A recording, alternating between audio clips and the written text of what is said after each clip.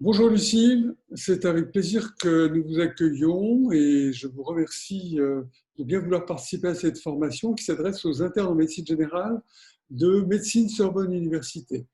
Avant de commencer, est-ce que vous pourriez vous présenter? Oui, alors bonjour Gilles, je suis patiente déjà, autrice du petit guide de survie des patients face à la blouse blanche. Je suis aussi à l'université Sorbonne médecine, mais à l'université des patients. Et je suis assez active aussi sur les réseaux sociaux avec un compte Instagram qui s'appelle Vie de patient et qui sensibilise à la vie avec la maladie chronique et au handicap. Est-ce que vous pouvez nous dire quelques mots sur l'Université des patients?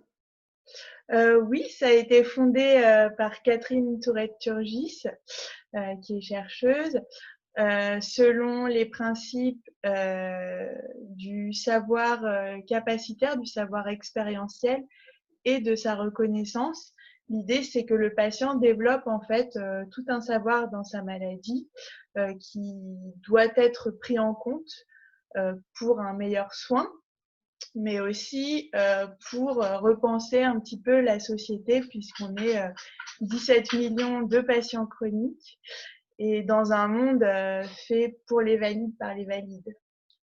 Très bien, merci. Alors, on va changer juste, voilà, pour mieux vous voir. Donc, quels conseils vous pourriez donner aux jeunes médecins, aux jeunes internes en médecine générale de Médecine Sorbonne Université? Euh, Déjà, un premier conseil, ce serait peut-être de reconnaître que parfois on a des préjugés face à une patiente notamment, pour peut-être mieux les contrer dans sa pratique, notamment vis-à-vis de la prise en charge de la douleur, peut-être faire la distinction parfois entre douleur et souffrance d'une patiente.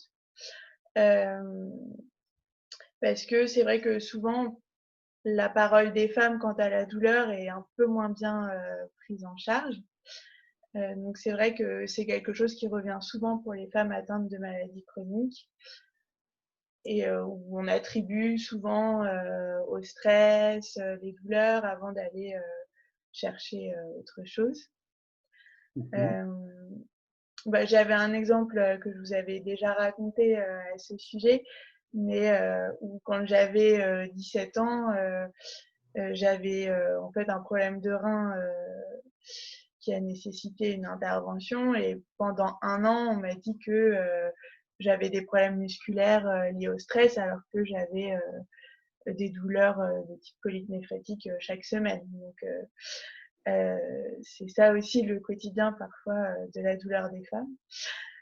Euh, un D'accord. deuxième conseil que je donnerais, c'est de ne pas avoir peur de dire qu'on ne sait pas.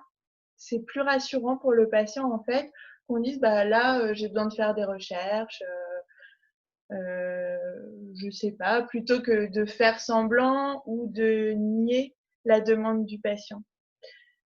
Souvent, en plus, le patient chronique a l'habitude de ce type d'échange et va reconnaître, on va dire, la fuite. Donc, je pense que c'est important pour des jeunes médecins de ne pas avoir peur de dire bah là, je sais D'accord, tout à fait. pas. L'autre point, c'est lors des examens physiques.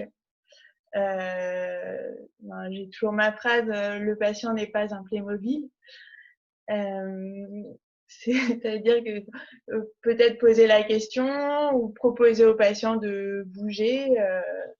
Moi, j'ai eu par exemple des radiologues qui me bougeaient les articulations, les genoux dans tous les sens de façon assez violente, alors que je pouvais tout à fait avec le même temps en plus, même s'ils étaient pressés, bouger mes jambes. Oui, sans explication, sans Mm. consentement, tout à fait. Oui, voilà. Mhm. Vraiment, ce rapport très vertical au corps du patient, pourtant, c'est un être humain sur la table. Tout à fait.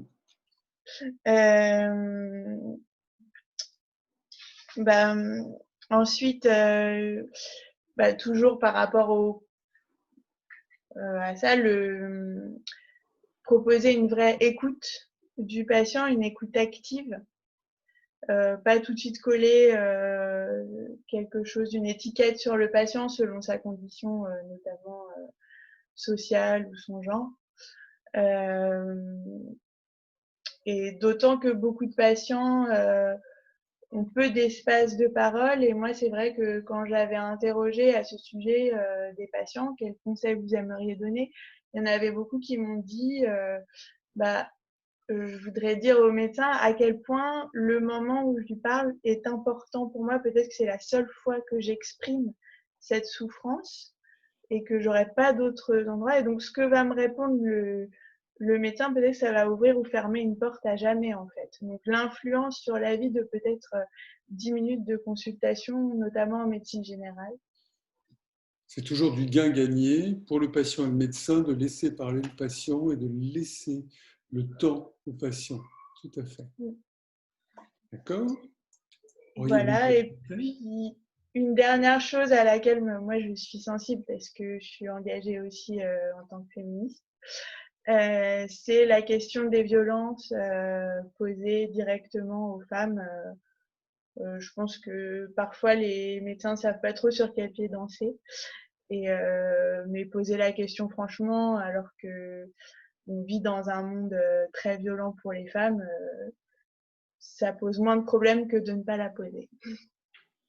D'accord. Donc, ne pas hésiter à poser la question des Mmh. violences.